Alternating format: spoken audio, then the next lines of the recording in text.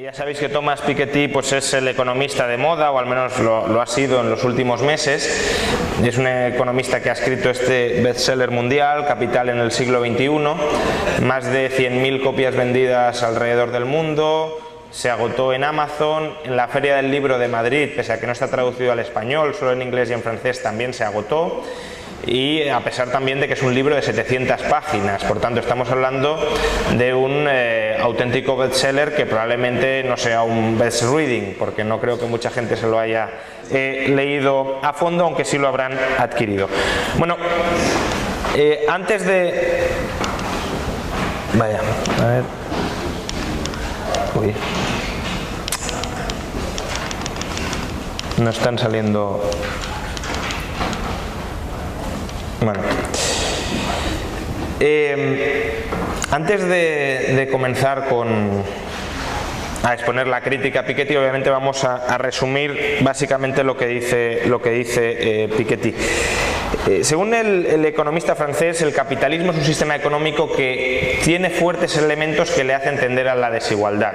No cree que el capitalismo sea necesariamente desigualitario, pero sí tiene muchas papeletas para que lo sea. ¿Y por qué cree que tiende hacia la desigualdad?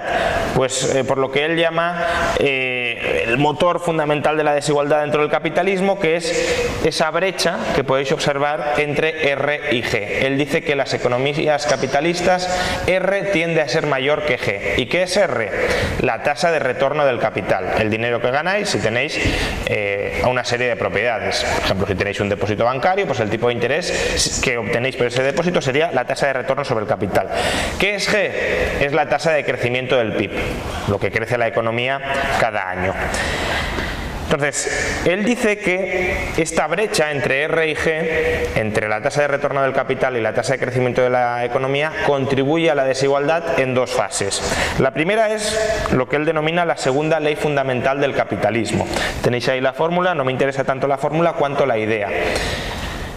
¿La idea cuál es? Que beta es la relación entre capital y renta, capital y PIB. Por ejemplo, si el capital de toda la economía es 10 billones de euros y el PIB es 1 billón de euros, beta es 10. Es decir, el stock de riqueza, la riqueza nacional, el stock de capital acumulado es 10 veces mayor que el PIB. ¿Bien? Pues esta beta, que si lo pensáis es como una especie de medición en términos relativos de cuánta riqueza hay en un país, medimos la riqueza en un país en relación con la producción anual de ese país. Esta beta depende de dos elementos. Depende positivamente de la tasa de ahorro. Cuanto más ahorre la gente, mayor será el stock de riqueza de una sociedad, y depende negativamente del crecimiento económico. Cuanto más crezca la economía, menor será el stock de capital en relación con la producción anual. Bien. Y el segundo elemento que explica la desigualdad o el proceso de desigualdad dentro del capitalismo según Piketty es la primera ley fundamental del capitalismo. ¿Qué dice la primera ley fundamental del capitalismo?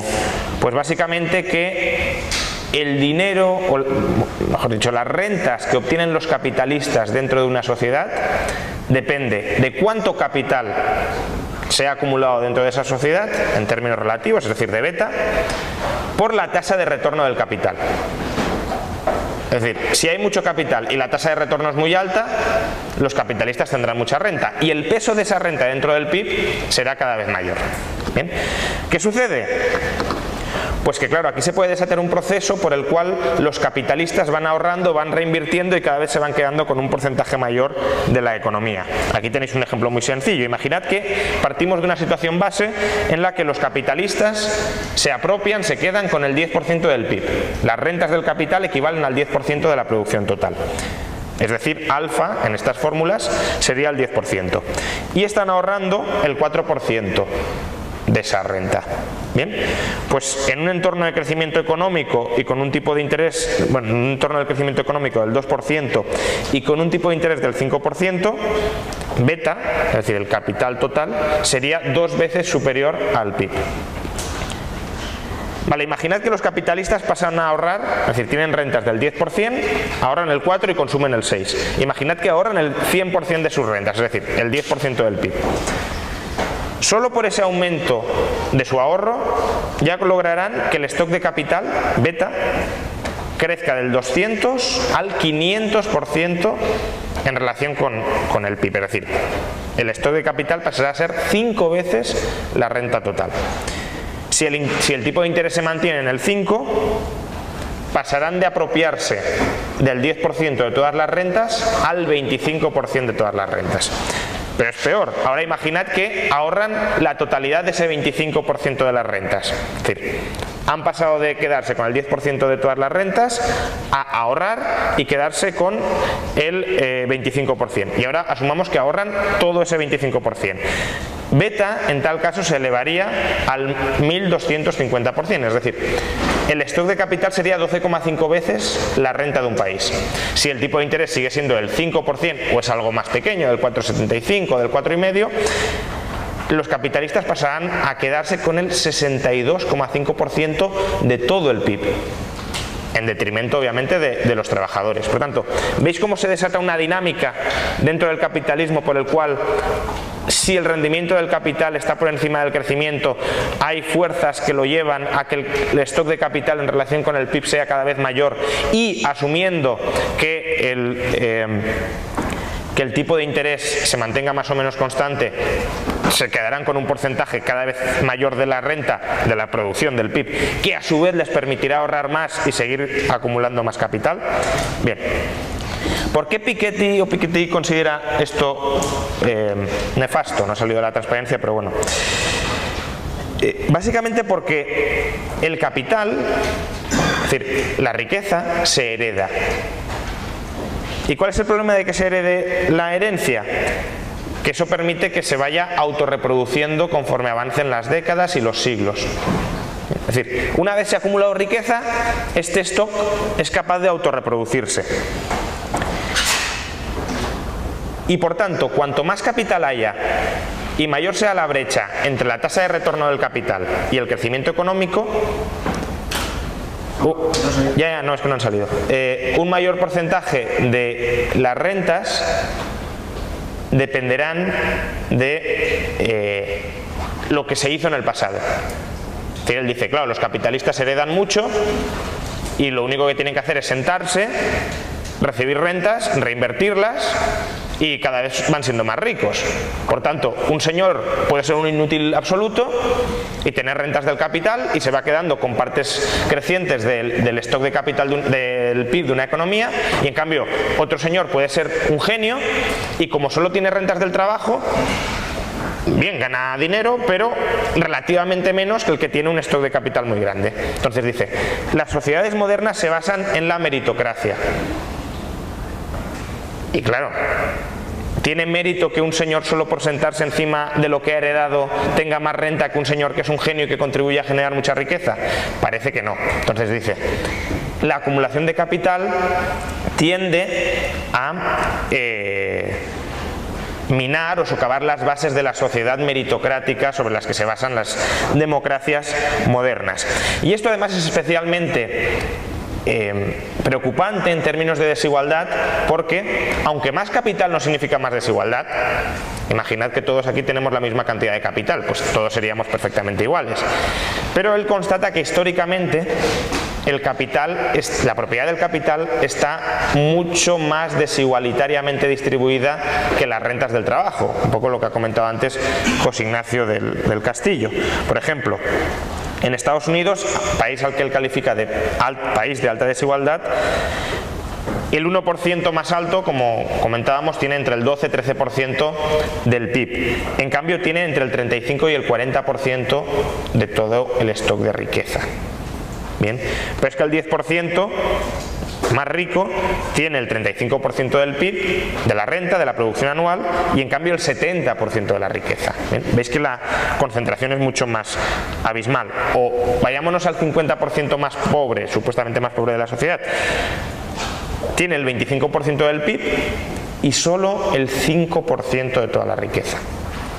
Entonces, veis que la brecha la desigualdad dentro de la distribución del capital es mucho más acusada. Por tanto, ¿qué pasará si el capital cada vez se va acumulando más y va explicando un porcentaje cada vez más grande de la distribución de la renta? Que la distribución de la renta sea cada vez más desigualitaria. Bien, entonces, su propuesta, la propuesta de Piketty, ¿cuál es? Crear un impuesto global sobre la riqueza. Un impuesto global sobre la riqueza que él cifra en hasta el 10% del stock de capital para los 1000 millonarios. Es decir, para la gente que tiene una riqueza de más de 1000 millones, él llegaría a proponer hasta un impuesto sobre la riqueza del 10%, de manera que estas tendencias desigualitarias se corrijan. Bien. Esta es la tesis fundamental del libro, hay algunos detalles más, pero bueno, es lo básico. Ahora voy a exponer en 3 vertientes las críticas que se le pueden dirigir al libro. Una serie de críticas se pueden lanzar contra el modelo económico que utiliza Piketty para explicar cómo funciona el capitalismo. Otra serie de críticas se le pueden lanzar a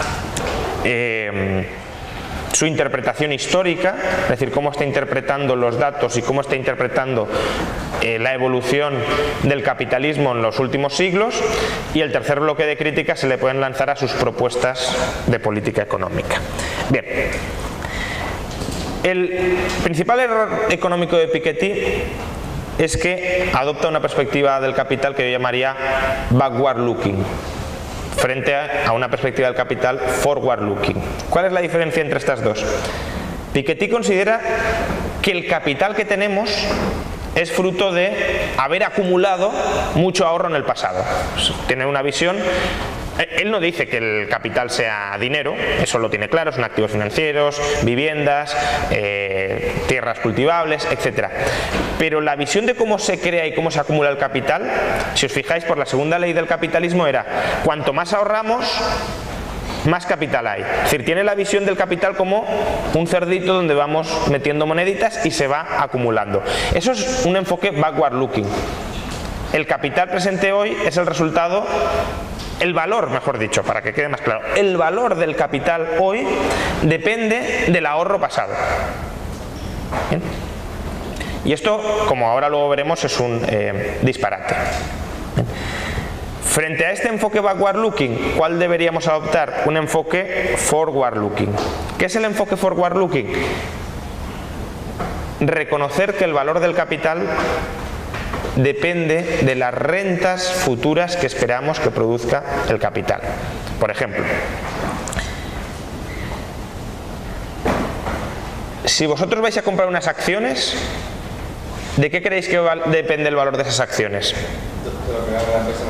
De lo que se espera que gane la empresa en el futuro. Es decir, de la capacidad de generación esperada de riqueza en el futuro de esa empresa, corregido porque esos beneficios son futuros, son arriesgados y por tanto no es lo mismo pájaro en mano que ciento volando. Por tanto aplicáis un cierto descuento. Es decir, si yo os digo, ¿qué preferís? ¿1.000 euros hoy o 1.000 euros en 10 años? Me diréis 1.000 euros hoy. ¿Cuántos tendría que rebajar los 1.000 euros hoy para que preferiríais 1.000 euros en 10 años? Es decir, si os diera 500 hoy, ¿preferiríais 1.000 euros dentro de 10 años o 500 euros hoy? Bueno, pues dependería, ¿bien?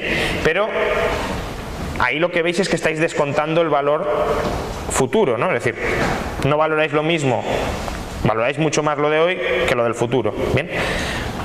Entonces, cuando vais a comprar una empresa, por ejemplo, lo que os planteáis es: ¿cuántos beneficios creo que va a conseguir esta empresa? ¿Cuántos beneficios puedo lograr yo que consiga esta empresa durante los próximos años y con qué riesgo o a qué riesgo me expongo por comprar esta empresa? Y el precio máximo que estáis dispuestos a pagar depende de esta valoración que habéis efectuado.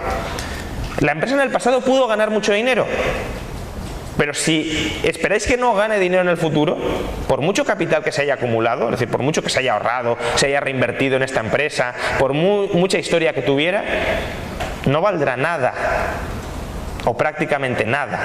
Un caso muy claro y muy sonoro o sonado en el último año fue el caso de Kodak. Kodak Fue una empresa que lo fue todo en la fotografía y fue una de las empresas con mayor estabilidad, más punteras, con más ganancias durante la década de los 60, 70. Bien. Kodak quebró. Kodak tenía muchos bienes de capital, tenía muchos activos. ¿Creéis que esos activos valían lo mismo en los años 60, 70 u 80 que cuando empezaron a aparecer las cámaras digitales, le empezaron a disputar el mercado a Kodak y por tanto los beneficios que se esperaba que generaran esos activos se desplomaron? ¿O vale lo mismo una empresa que está quebrada que una empresa sin quebrar?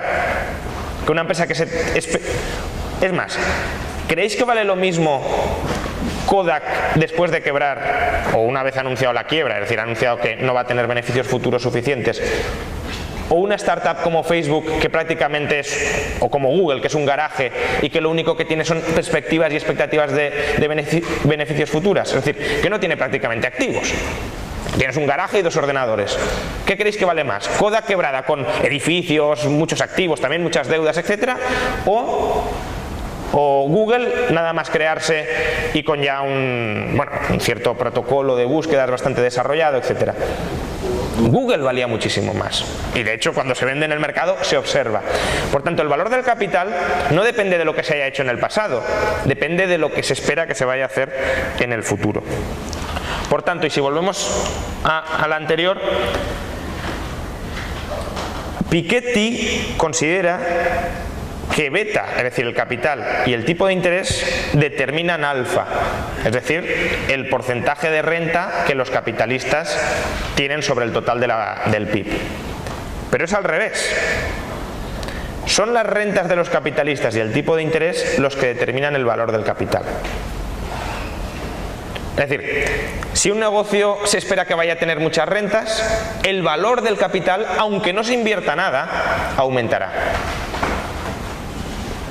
Bien. Y al contrario, si tú inviertes mucho y con eso no consigues aumentar las rentas que esperas generar en el futuro, estarás dilapidando esa inversión y el valor del capital no aumentará. Kodak se podía poner a invertir todo lo que quisiera y a pedir préstamos para invertir. Pero si no consigue reorientar su modelo de negocio para volver a generar beneficios futuros, es decir, valor para el consumidor, todo lo que ha invertido lo ha destruido, no vale nada. En cambio, Google puede no invertir nada y simplemente por el crecimiento de los beneficios futuros derivados del modelo de negocio que ya tiene, puede ir creciendo en valor. Bien.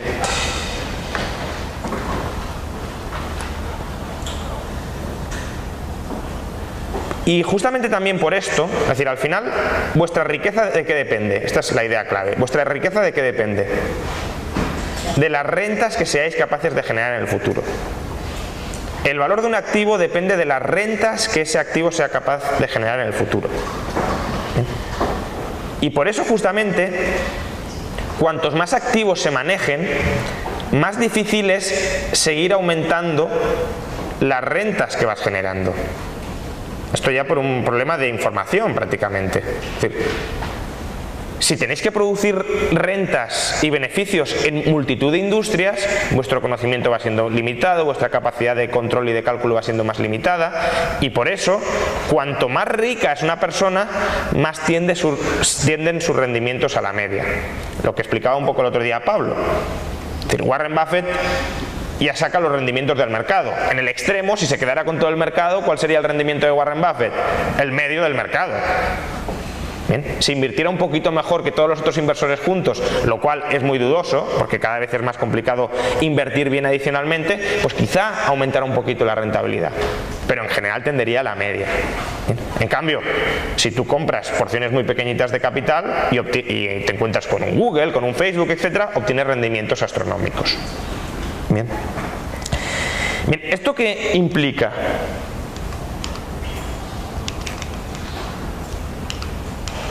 Implica que no existe ningún automatismo en la conservación de la riqueza. No por el hecho de ser ricos seguiremos siendo ricos en el futuro. El valor de la riqueza no se nos puede garantizar, porque depende de las rentas que se espere, ni siquiera de las que vayamos a generar, de las que se espere que vayamos a generar. Obviamente no conocemos el futuro, por tanto, todos son estimaciones. Por tanto, si un patrimonio deja de generar rentas, ese patrimonio pierde prácticamente todo su valor. Hay una frase de uno de los Rothschild que es muy elocuente. Dice lo siguiente: estaría contento si pudiera transferir a mis descendientes, a mis herederos, una cuarta parte de mi riqueza actual. Esta frase, ¿qué indica? Que considera tremendamente complicado conservar la riqueza que actualmente tiene conforme pasa el tiempo, y que se conformaría, que firmaría si a sus descendientes les llegara un cuarto de lo que tiene hoy. Y me diréis, bueno, tampoco es tan complicado mantener la riqueza. ¿Cuántas amenazas veis a la conservación de la riqueza? ¿Qué amenazas se os ocurren que pueden minar la riqueza que tenéis actualmente? No adaptarse a los cambios. Una es no adaptarse a los cambios. ¿A qué cambios? Cambios tecnológicos, cambios en el gusto de los consumidores, cambios en la aparición de nuevos competidores, cambios en las regulaciones estatales. Es decir, te sale una norma que te dice no puedes seguir operando y has perdido todo tu capital. ¿Qué más? Impuestos. ¿Impuestos sobre qué? Impuestos sobre plusvalías, impuestos sobre sociedades, impuestos sobre sucesiones y donaciones. Por tanto, la transferencia es complicada. Otro impuesto que no se suele pensar como impuestos, la inflación. A menos que batas con el retorno del capital la inflación, cada vez tu capital va valiendo menos. Más. Guerras y catástrofes naturales. Movimientos revolucionarios, que se lo pregunten a los de la Rusia pre-revolución de 1917. Ciclos económicos, que serían decisiones de inversión, o malas decisiones de inversión simplemente. Y nacionalizaciones no revolucionarias. Es decir, llega Pablo Iglesias, llega Hugo Chávez, llega Mitterrand y comienzan a nacionalizar, comienzan a expropiar. Por tanto, la conservación de la riqueza no es tan sencilla, sobre todo cuando tienes un patrimonio abultado y te colocas... Y primero, tienes mucha riqueza que tratar de transferir, expuesta a muchos peligros, y además te colocas en el punto de mira de la gente envidiosa que te quiere rapiñar. ¿Bien? Ahora, también la multiplicación de descendientes. Y la multiplicación de descendientes, sí, efectivamente. Eso Piketty también lo... Porque da la sensación de que solo tienes un hijo y ese hijo lo coge todo. Sí. Lo normal es que en una familia de estas 200. Sí. Sí, efectivamente, cuanto más crecimiento demográfico hay, más se subdivide la riqueza. Vale, ahora os voy a proponer un ejercicio, porque Piketty considera que la transferencia de la riqueza es muy sencilla, considera además que cuanto más rico eres, más retorno del capital puedes sacar, y él lo ilustra con la lista de Forbes. Él da una mirada por encima de la lista de Forbes y dice que los ricos que había hace unos años siguen siendo básicamente los mismos que ahora, que muchos de ellos son descendientes de ricos anteriores, por ejemplo los herederos de Walmart, y que por tanto es muy sencillo transferir la riqueza. Contestad solo los que no hayáis leído obviamente mi artículo, porque si no, no tiene gracia. El hombre más rico del mundo en el año 87, el año 87 es un año importante porque es el primer año en el que se elabora la lista de Forbes. Por tanto, es la referencia que podemos tomar. Son aproximadamente casi 30 años, 27 años, 28 años. Y bueno, pues ya una generación y media ha pasado. Bien, ¿cómo ha cambiado la distribución de la riqueza en el top 10 de los más ricos del mundo en aquel momento? Fijaos en lo conocidos que son estos ricos del año 87, os sonarán a todos sus nombres. El primero de ellos es un japonés que se llama Yasuaki Tsutsumi. Bien. Tenía en dólares del año 87 20.000 millones de dólares. ¿Cuánto creéis que tiene hoy? En dólares, equivalente en dólares del año 87, es decir, la inflación le come poder adquisitivo. ¿Cuánto diríais que tiene hoy? El 10%. ¿En dólares constantes? Sí, en dólares constantes, es decir, si tenía 20.000 dólares del año 87, ¿cuántos tiene hoy del año 87? 15. ¿15.000? ¿Decís por ahí? ¿Qué más? ¿Alguien más? Si hubiese hecho lo de Piketty, 50.000. Sí, más todavía, sí. ¿Cuánto creéis que tiene? 1.000 millones. ¿Cuánto? 1.000 millones. Bueno, tiene 680 millones. Es decir, una pérdida del 96%. De hecho, ya no aparece ni en la lista de los 1.000 primeros de Forbes. El segundo, otro japonés, Taikichiro Mori. Tenía un patrimonio de 15.000 millones de euros. ¿Cuánto creéis que les ha quedado a sus herederos?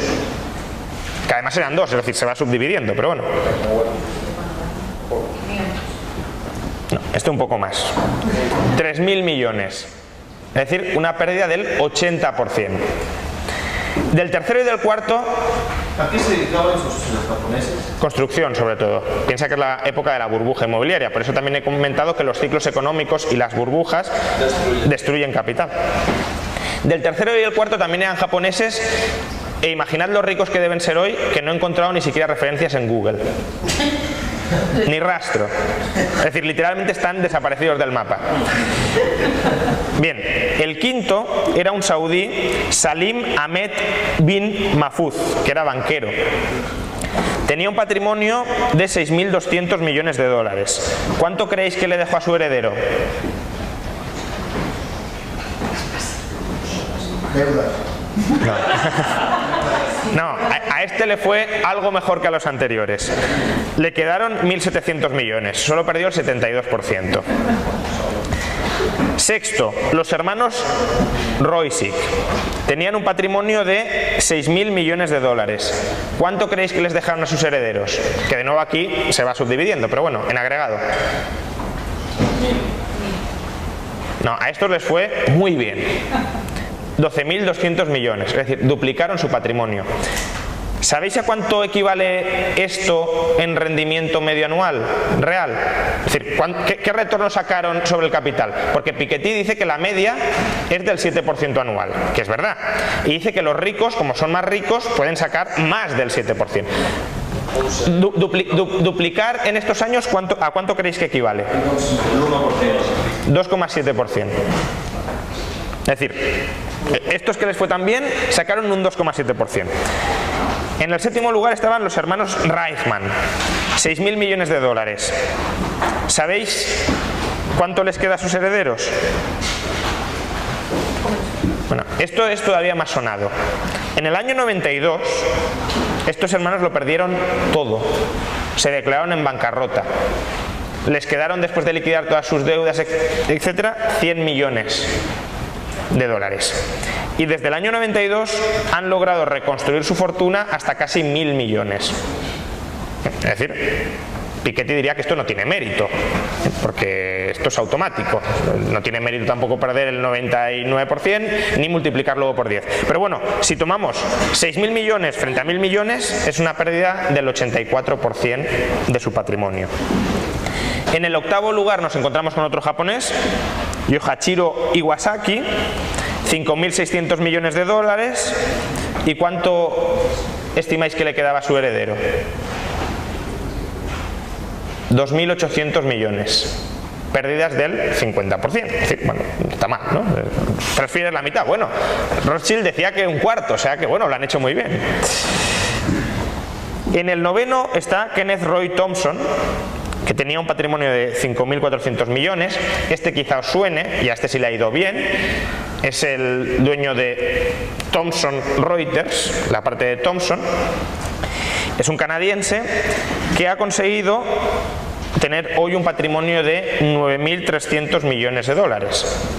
Pero aún así la tasa de retorno es del 2,9%, es decir, muy alejada del 6,8%, porque aquí pensad que además cada décima es muchísimo. Entonces estamos hablando de una diferencia abismal. Y en décimo lugar está otro japonés, Keizo Saji, que tenía 4.000 millones de dólares en el año 87 y hoy tiene el equivalente a 4.600. Es decir, un rendimiento medio del 1,1%. Por lo tanto, lo que vemos es que la mayoría, bueno, primero que no conocéis a nadie, es decir, los más ricos, entre los más ricos no hay ninguno de estos. Como mucho han aspirado a conservar una parte, en general muy pequeña, de su patrimonio, en términos porcentuales. Claro, si uno me dice, no, es que tienen 1.000 millones, claro, es mucho, pero es que partían de 20.000, de 15.000, y lo que hay que mirar es la evolución porcentual, la tasa de variación. Bueno, pues la tasa de variación en general han sido pérdidas por encima del 50%. Y los que han sido más perspicaces y han logrado conservar y ampliar su patrimonio, lo han rentabilizado por debajo del 3%. Imaginad lo complicado que es mantenerse en el mercado y conservar ese patrimonio. Y en cambio, los ricos de hoy, los super ricos de hoy, son jóvenes, bueno, eran jóvenes, o muchos de ellos ni siquiera habían nacido cuando esta gente era multimillonaria. El caso más conocido será Zuckerberg, pero también los creadores de Google o incluso el propio Bill Gates. Bill Gates estaba trabajando en un garaje, no tenía ni un euro, bueno, pues la renta de su familia, vamos, pero que no era una familia potentada en el top 0,01% cuando esta gente aparecía en la lista de Forbes. Y hoy esta gente no aparece en la lista de Forbes y Bill Gates, Zuckerberg, Larry Page, Brin, etcétera, sí figuran en la lista de Forbes. ¿Quiénes serán los ricos de los próximos 30 años? Pues podríamos repetir este ejercicio, pero muy probablemente muy pocos de los que hay hoy estén dentro de 30 años. Bill Gates es el hombre más rico del mundo. Como Google se coma a Microsoft, o como Facebook, o como Apple se coma a Microsoft, Bill Gates pierde prácticamente todo su patrimonio. Es decir, Bill Gates, la riqueza de Bill Gates solo tiene una carta, que es Microsoft. Bueno, tiene más, está diversificando, pero no puede diversificar todo su patrimonio. Es decir, la parte del león es Microsoft. O sea, él está listo que desde que salió a cotizar Microsoft lleva vendiendo todo. Sí, pero que aún así no puede hundir, es decir, no puede desprenderse de todo y liquidar el valor y desplomar el valor de la acción. Entonces, obviamente conseguirá conservar algo, pero pensad que bueno, voy muy rápido. Vale, entonces, ¿por qué es posible que R dentro del capitalismo, la tasa de retorno del capital, sí se ubique por encima de la tasa de crecimiento sin que haya una acumulación continuada y explosiva del capital? Pues por 4 motivos. Primero, no toda la renta se ahorra. Por tanto, imaginad que se rentabiliza el 5, pero solo se reinvierte el 15. Pues eso te da para mantener el capital, no para ampliarlo. Luego, aunque se ahorre toda la renta, no toda ella es inversión exitosa que genera nuevas rentas. Tercero, aunque todas las inversiones fueran exitosas y generaran nuevas rentas, parte de esas rentas podrían ser absorbidas por el factor trabajo. De hecho, si me da tiempo luego comentaré, el aumento de la desigualdad en Estados Unidos, pese a todo este modelo complejo de Piketty, y él mismo lo admite, no se debe a la evolución de las rentas del capital, se debe a la evolución de las rentas del trabajo. ¿Eso qué significa? Que toda la reinversión que se ha producido en Estados Unidos, parte de esa reinversión se ha traducido en mayores rentas de personal muy cualificado. Es decir, el Real Madrid puede reinvertir muchísimo y puede ganar muchísimo dinero, pero gran parte de su dinero se lo queda a Cristiano Ronaldo. Y Cristiano Ronaldo tiene inversiones, pero esa renta es una renta del trabajo. ¿Bien? Por tanto, aunque todas las inversiones fueran exitosas, parte de las nuevas rentas se las puede quedar el trabajador si es el que más ha contribuido en relación con el capital a generar esas rentas. Y cuarto motivo, aunque todas las nuevas inversiones fueran exitosas y todas las rentas generadas fueran a parar a los capitalistas y no a los trabajadores, parte de las inversiones exitosas pueden destruir otras inversiones exitosas en el pasado.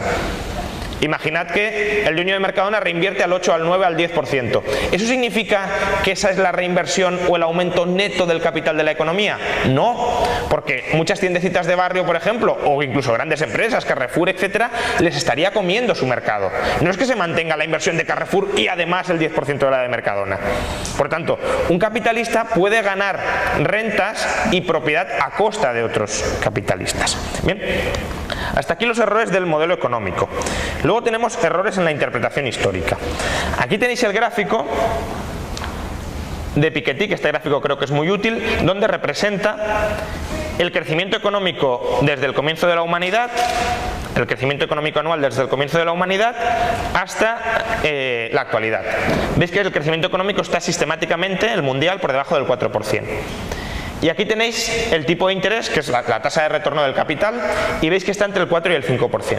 Bien, aún tomando que desde el año 0 desde el comienzo de la humanidad la economía ha crecido a este pico, que veis que obviamente no lo ha hecho, es decir, al 4%, asumimos un crecimiento económico del 4% anual desde el comienzo de la humanidad, y que el tipo de interés ha estado desde el comienzo de la humanidad en el 4,5, veis que durante buena parte ha estado en el 5 y por encima del 5, pero bueno, tomemos R 4,5, crecimiento económico 4.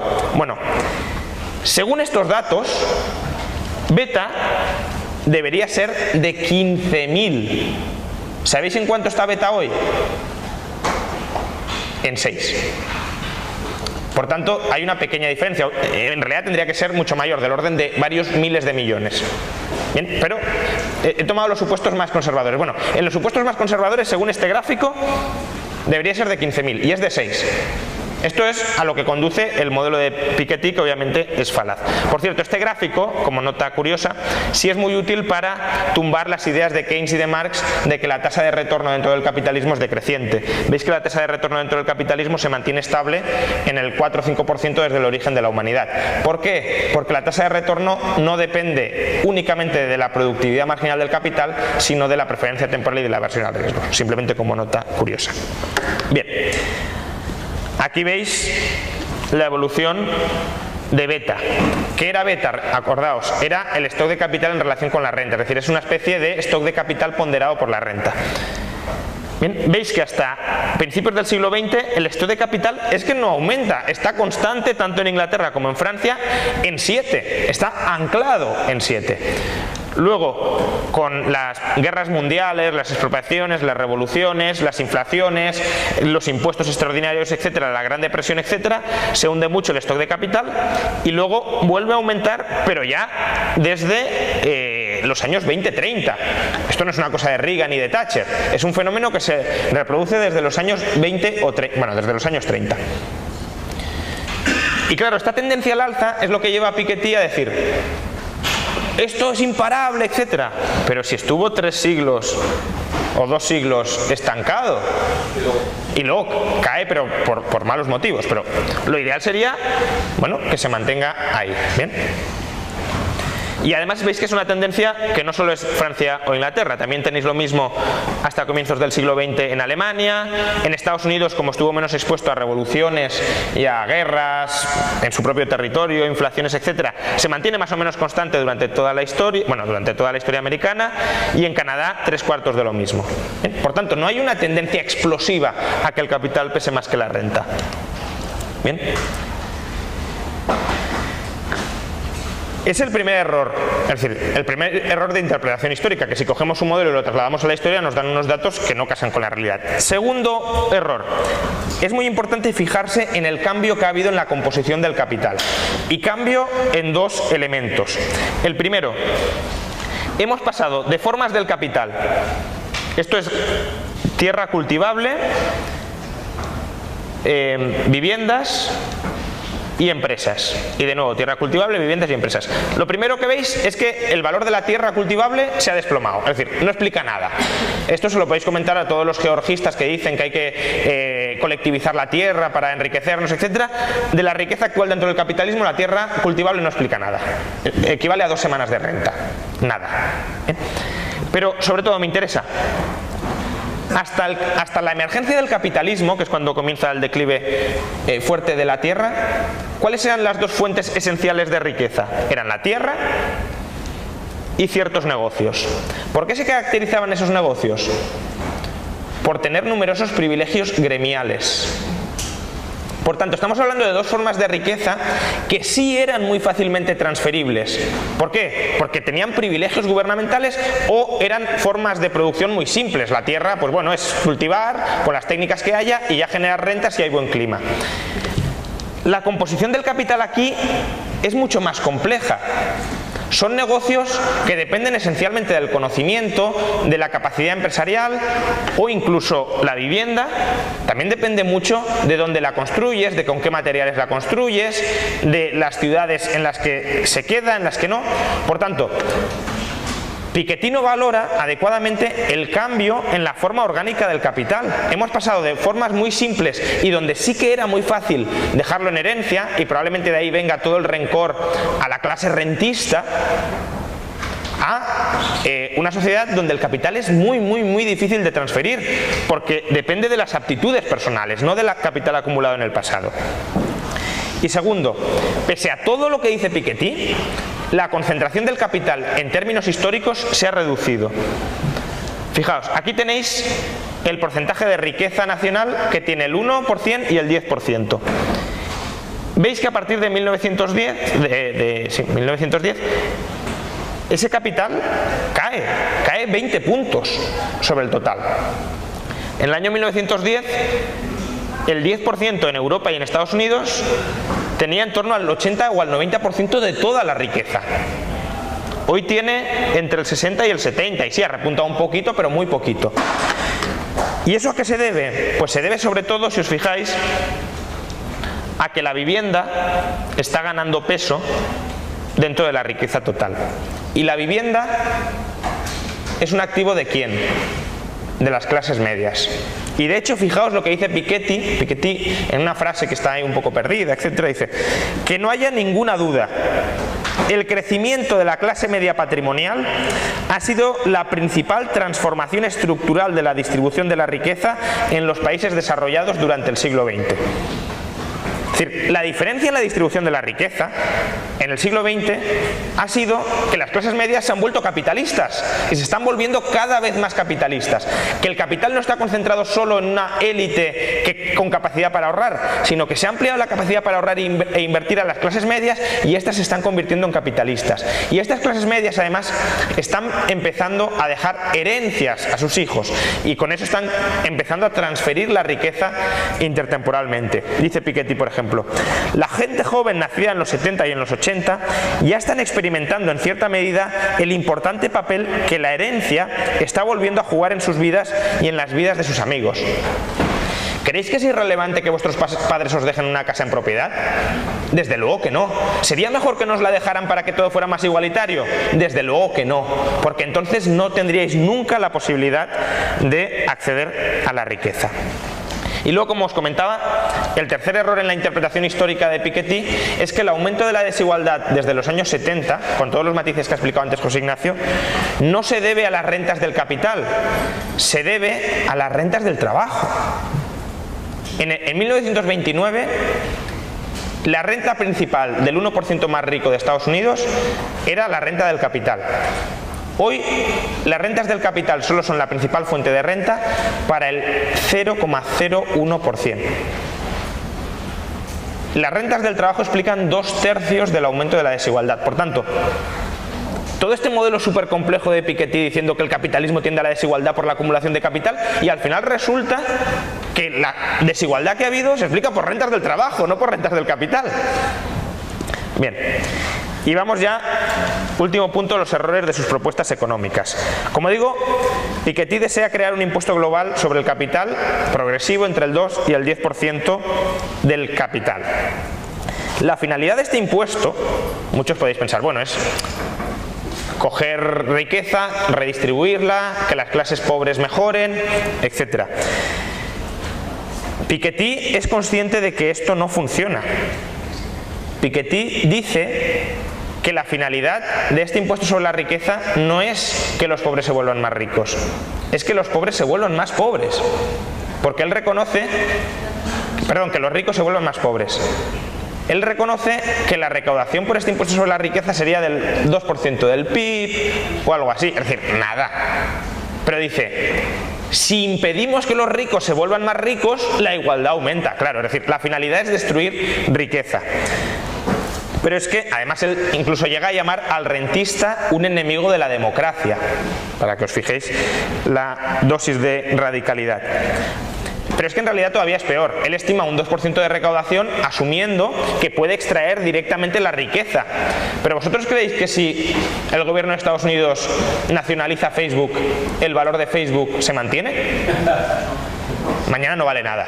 Por tanto, ¿por qué? Y Zuckerberg probablemente se vaya a otro lado y monte otra cosa. Bien, o surja otra, o no será Zuckerberg, pero surgirá otra red social que acaparará todo ese valor. O si Google quita de en medio a los dueños el gobierno quita de en medio a los dueños de Google y se pone a sustituir a los ingenieros de Google por funcionarios, etcétera, ¿vosotros creéis que Google mantendría su valor? No valdría nada y esos ingenieros irían a otro lado y crearían otra cosa. Y lo mismo con Apple y lo mismo con las grandes empresas. Por tanto, es muy difícil, por no decir imposible, que el gobierno extraiga valor nominal del capital. Y Piketty cuenta que sí puede, pero es que aun pudiendo, que no puede, solo recauda el 2%. Por tanto, la finalidad no es redistribuir la riqueza, sino destruir la riqueza. Y destruir la riqueza, porque además, pensad, imaginad que valoramos una caña de pescar en 1000 pescados, porque decimos, bueno, esto es lo que puede sacar en los próximos años y vamos pescando, etcétera. ¿Vosotros creéis que si troceamos en 10 trozos la caña de pescar y redistribuimos esos 10 trozos, cada trozo nos permitirá conseguir 100 pescados? Hemos destruido la caña de pescar, eso ya no vale para nada. Por tanto, no podemos traer las rentas del futuro al presente y redistribuirlas, porque son rentas que todavía no existen. El valor del capital es una valoración actual de lo que se producirá en el futuro, no producción futura que ya esté disponible. Y por último, si toda la tesis de Piketty fuera cierta, es decir, si fuera verdad que la rentabilidad del capital sistemáticamente estuviese por encima de la tasa de crecimiento económico, ¿cuál creéis que sería la propuesta política más inteligente ahora mismo? No el impuesto global sobre la riqueza. Bueno, incluso mejor, privatizar las pensiones. Permitir que los trabajadores se incorporen a ese motor fundamental del capitalismo, que es que la tasa de retorno va sola y incrementa su retorno sistemáticamente. Pero, qué casualidad, Piketty valora la privatización de las pensiones y fijaos qué dice. A la hora de comparar los méritos del sistema de reparto y del sistema de capitalización, hay que tener en cuenta que el retorno del capital resulta extremadamente volátil. Sería muy arriesgado invertir todos los ahorros para la jubilación en los mercados financieros globales. El hecho de que R sea mayor que G como media no significa que eso sea cierto para toda inversión individual. Es decir, después de habernos dicho que está chupado, que es facilísimo ser capitalista, que basta con sentarte encima del capital, dice, no, pero esto si lo hace un trabajador igual lo pierde todo. Por tanto, no es tan sencillo. Y si no es sencillo y la reinversión del capital tiene dificultades extremas, ¿cómo dice que ser capitalista no tiene mérito? ¿Cómo dice que las rentas que genera el capital no dependen del mérito? Claro que dependen más que del mérito, del éxito que tenga el capitalista a la hora de invertir, reinvertir y mantener en activos correctos el capital invertido. Bien. Por tanto, como conclusión, el modelo de Piketty, el libro de Piketty es un mal modelo económico porque no entiende adecuadamente la relación entre capital y renta. No es que el valor del capital genere la renta. Si vosotros tenéis un terreno de 100.000 y la tasa de retorno es del 10%, no produce cosechas de 1.000. El valor de un terreno es 10.000 porque produce cosechas de 1.000 y se descuenta al 10%. ¿Bien? Por tanto, la relación es el valor del capital depende del valor de la renta, no el valor de la renta depende del valor del capital. Segundo, es una mala interpretación histórica porque no valora adecuadamente la emergencia de la clase media patrimonial y el cambio en la composición del capital, desde formas de riqueza muy simples a formas de riqueza muy complejas, y sus recomendaciones políticas, si las entiende, si entiende que sus recomendaciones políticas solo sirven para destruir riqueza, para volver a un país más pobre, pero no le importa porque la desigualdad es un mal contra la democracia, dice, con el que hay que acabar. Muchas gracias.